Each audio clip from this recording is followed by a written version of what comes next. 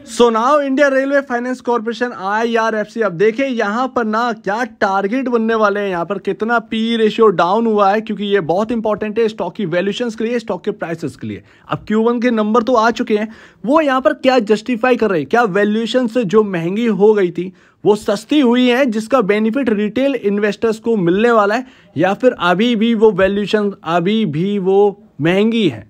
तो सबसे पहले तो मैं आपको यहाँ पर इंडिया रेलवे फाइनेंस कॉर्पोरेशन का आपका Q1 का नंबर्स आपके सामने रखना चाहता हूँ और समझते हैं कि मिक्सअप कैसे रहे हैं ये रिजल्ट्स, क्योंकि बहुत ज़्यादा बेहतरीन रिजल्ट नहीं रहे हैं Q1 के। अगर आप देखें, देखिए रेवेन्यू यहाँ पर ना आपका बढ़ा है, आपका क्वार्टर दर क्वार्टर बढ़ा है, आपका ईयर ऑन ईयर बेसिस पर, जो कि यहाँ पर देखा जाएगा कंपनी का ईयर ऑन ईयर बेसिस पर देखा जाएगा, ये IT नहीं है, यहाँ per year on year basis पर देखा जाएगा, क्वार्टर दर क्वार्टर बेसिस पर हम इतना ध्यान नहीं देंगे। तो ध्यान रखिएगा 5,227 करोड़ से बढ़कर 6,679 करोड़ हो गई है ईयर ऑन ईयर रेवेन्यू। तो यहाँ पर रेवेन्यू के पॉइंट ऑफ व्यू से बहुत अच्छे रिजल्ट्स हैं, लेकिन अगर आप बात करें प्रॉफिटेबिलिटी की बात, तो फिर यहाँ पर थोड़ा सा मिस है। कैसे?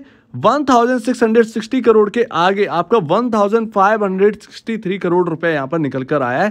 क्वार्टर दर क्वार्टर यहाँ पर अच्छा है, 1,326 करोड़ से बढ़कर 1,563 करोड़ का यहाँ पर नंबर निकल के आए। तो प्रॉफिटेबिलिटी यहाँ पर घटी है ईयर ऑन ईयर बेसिस पर, और रेवेन्यू यहाँ पर बढ़ा है। तो ये मिक्सअप रिजल्ट है, यहाँ पर आप खराब नहीं कह सकते, बहुत अच्छा नहीं कह सकते। तो यहाँ पर रहने वाला है। अब ऑलरेडी स्टॉक की वैल्यूएशंस जो है वो हाई है। मंडे को यहाँ पर एक्चुअल में पता चलेगा कि मार्केट इसको कैसे हाथों हाथ लेता है इन रिजल्ट्स को। आप ऐसे ही अंदाजा नहीं लगा सकते, कुछ रिजल्ट्स ऐसे होते हैं जिनमें आप अंदाजा सिर्फ ऐसे ही लगा सकते हैं, लेकिन मार्केट में होता कुछ और है। यस, तो यहाँ पर मंडे को पता चलेगा कैसा रिएक्ट करता है स्टॉक। हाई स्टॉक की वैल्यूएशन बिल्कुल हाई है, इसमें कोई शक की बात नहीं। EPS भी आपका क्वार्टर दर क्वार्टर बढ़ा है, लेकिन ईयर ऑन ईयर बेसिस पर डाउन हुआ है, जबकि अर्निंग पर शेयर से यहाँ पर ना पी रेशियो पर यहाँ पर कैलकुलेशन करते हैं और उससे ही वैल्यूएशन पता चलती है। तो यहाँ पर 1.27 का पी रेशियो यहाँ पर 1.20 रह गया है ईयर ऑन ईयर बेसिस। तो यही इसलिए मैं आपसे कह रहा हूँ कि ये स्टॉक ना, ये नंबर्स जो है आपके वो मिक्सअप है। अब देखिए यहाँ पर ना वैल्यूएशंस अगर हम समझे तो वैल्यूएशंस काफ़ी हाई है PSU के अंदर। अगर आप देखिए इंचअप तो होगा, ये वैल्यूएशंस और बढ़ती हुई नजर आएंगे, लेकिन फिलहाल जो है वो काफ़ी ज़्यादा हाई हो चुकी हैं। और IRFC जो है ना, वो अब तक का अगर आप PSUs में देखेंगे तो हाई वैल्यूएशन पे बैठा है, जो ये कंपनी काम करती है, यानी फाइनेंस लैंडिंग टर्म में।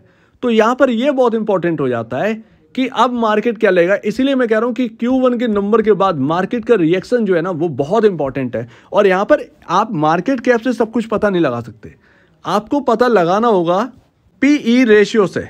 अब यहां पर आपका जो PE रेशियो वो 10.07 पर है, जबकि अगर आप EPS को कैलकुलेट करेंगे तो आपका EPS निकल रहा है ऑलमोस्ट यहाँ पर उस हिसाब से मोटा मैंने कैलकुलेट किया है 4 क्वार्टर के हिसाब से मुझे EPS यहाँ पर देखने को मिला है 4.78 के आसपास का। PE रेशियो मुझे देखने को मिल रहा है 10.20 का, यानी कि आप आज के दिन ना आप ऑलरेडी लोएस्ट वैल्यूएशन पर है। आपका PE रेशियो यानी कि वैल्यूएशन थोड़ी सी और इंचअप कर गई और थोड़ा सा महंगापन अब यहाँ पर और देखने को मिलने लगा है। 0.13 यहाँ पर आपका PE रेशियो बढ़ता हुआ आया है कैलकुलेशन के हिसाब से।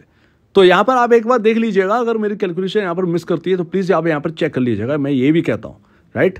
तो यहाँ पर अगर मैं मोटा मैं इस हिसाब से भी देखूंगा, मैं सिर्फ और सिर्फ यही देखूंगा कि चाहे कितना भी हो, देखिए अगर मेरी कैलकुलेशन थोड़ा सा मिस भी होगा ना, कुछ पॉइंट्स का होगा, इससे ज़्यादा नहीं है, ठीक है। कुछ पॉइंट्स का अगर होगा भी तो वैसे तो नहीं है, क्योंकि मैंने कैलकुलेट करके रखा है। तो यहाँ पर ना मैं यही देखूंगा कि इंडस्ट्री भी कितना चल रहा है, 5.99 ऑलमोस्ट 6 पर आपका ऑलरेडी हाई है 10.20 का। एक बात और याद रखिएगा, मैं जब भी IRFC की बात करता हूँ मैं REC और PFC को लेकर चलता हूँ। फाइनेंस लैंडिंग टर्म में ये दोनों कंपनियां हैं, उनके PE रेशियो IRFC जितने अगर पहुंच जाए ना, वो स्टॉक्स 1000 पर आपको दिखाई देंगे। मतलब आप ये समझिए, सॉरी 1000 पे क्यों, यहाँ पर माफ करिएगा, वो स्टॉक डबल ट्रिपल के आसपास होंगे, ये आपको यहाँ पर समझ लेना है। मतलब 200 रुपये का चल रहा है, वो 600 बिक जाएगा, बस वो चल ही नहीं रहे स्टॉक्स। इससे ज़्यादा वैल्यूएशन REC और PFC में छुपी हुई है। IRFC ऑलरेडी अपने इंडस्ट्री PE से डबल पर बैठ गया है। अब आप ये कुछ भी कहते रहें, लेकिन एक्चुअल में ये है। और स्टॉक ने अच्छे रिटर्न दिए। वो जो मैंने आपसे कहा था कि 50 रुपए तक ये स्टॉक बढ़िया लगेगा, लेकिन 50 रुपए के ऊपर अगर ये निकलने लगेगा तो यही स्टॉक हमारे लिए इतना हेल्दी नहीं कहलाएगा। तो ये यहाँ पर ध्यान रखिएगा। तो नए इन्वेस्टर्स थोड़ा सा बचने की कोशिश करें, ऑलरेडी हाई वैल्यूएशंस है। जो पुराने लोग होल्ड कर रहे हैं, डिविडेंड पर्पज से इस स्टॉक को देखिए, वैल्यू आपकी बढ़ गई है। ये एक राइट वैल्यू थी जिस हिसाब से इसका काम है, ठीक है, बढ़िया है। लेकिन अभी भी इंचअप है वैल्यूएशंस, अभी भी नंबर्स जो है ना उस वैल्यूएशन को सस्ता करने में जस्टिफिकेशन नहीं मिला है उन नंबर्स से, ये आप समझिएगा। तो अभी यहाँ पर चार्ट पर क्या दिख रहा है, तो देखिए यहाँ पर आप ये समझिए, हमने ये बात तो समझ ली। आप आरसी और पीएफसी का पी रेशियो आप चेक कर सकते हैं, वो आप चेक करिए और कंपेयर करिए। मैं आपसे कहता हूँ कंपेयर करिए, ज़्यादा वैल्यू मिल रही है वहां पर निकलिए, ठीक है ना। तो अभी यहाँ पर चार्ट पर क्या बन रहा है इस वक्त, आप देखिए 52 रुपये 25 पैसे को आप टॉप लेकर चलिए। आप ये मान के चलिए ये स्टॉक का टॉप बन चुका है अभी फिलहाल का 52 रुपये 25 पैसे। जब तक ये क्रॉस नहीं होगा, नई तेजी तो आप भूल जाइए इस स्टॉक के अंदर। 52 रुपये 25 पैसे निकलेगा तभी जाकर एक नई तेजी की शुरुआत होगी इस स्टॉक के अंदर। मोस्ट इंपॉर्टेंट लेवल अगर हम ढूंढें कि कौन सा इंपॉर्टेंट लेवल है जो एक सपोर्ट देगा बहुत अच्छा, यहां पर आपके रेजिस्टेंस लेवल थे 37.40। ये आपका 2023 से पहले भी है और ये आपका 2023 के मई 4-5 मई को भी ये टॉप बना था 37.40 का। उसके बाद एक रेंज में चला गया था स्टॉक, राइट, कुछ नहीं हुआ। जैसे 34 रुपये 40 पैसे 37.40 जैसे ही निकला, तुरंत ही उसके अंदर एक अच्छी खासी तेजी आपको देखने मिली, 52 तक के लेवल आपको देखने मिले। तो ये जो रेजिस्टेंस लेवल थे यही आपके अब सपोर्टिंग लेवल की तरह है। तो मैं इस स्टॉक के अंदर एक सपोर्ट जो अगर मैं मानूंगा तो 37.40 रुपीज़ का ही सपोर्ट, मोस्ट इंपॉर्टेंट सपोर्ट कहीं ना कहीं अभी हमारे लिए फिलहाल बनेगा। अगर हम देखें तो अभी यहाँ पर रिसेंटली कौन सा सपोर्ट है, 37.40 तो ठीक है, यहाँ पर कौन सा, यहाँ पर हमें सपोर्ट लेते हुए दिख रहा है ये कैंडल, यानी कि 45 रुपये 44 रुपये 44 रुपये आप मानिए, 44 रुपये पर ये थोड़ी सी गिरावट आई थी और वहीं से सपोर्ट लेकर सारा घूम गया था मामला, ठीक है। उसके बाद 52 की तरफ हम चले गए। 44 रुपये कहीं ना कहीं अभी फिलहाल इस स्टॉक के अंदर बहुत इंपॉर्टेंट कहलाएगा। अभी यहाँ पर ये आप लेवल लेकर चल सकते हैं। आप अपनी भी रिसर्च करिए इसके ऊपर कि क्या निकलता है, ठीक है ना।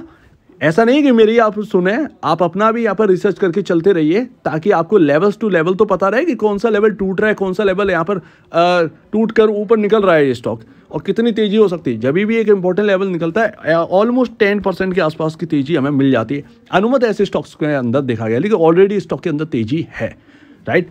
सो उम्मीद है आप इस बात को समझेंगे।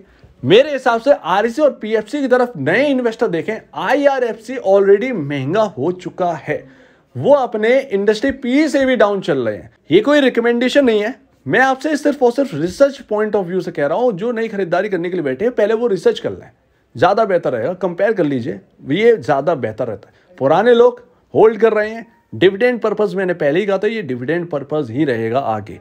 बहुत ज्यादा हाई वैल्यूएशन इंचअप हो जाएंगी, दिक्कतें आ जाएंगी स्टॉक के अंदर।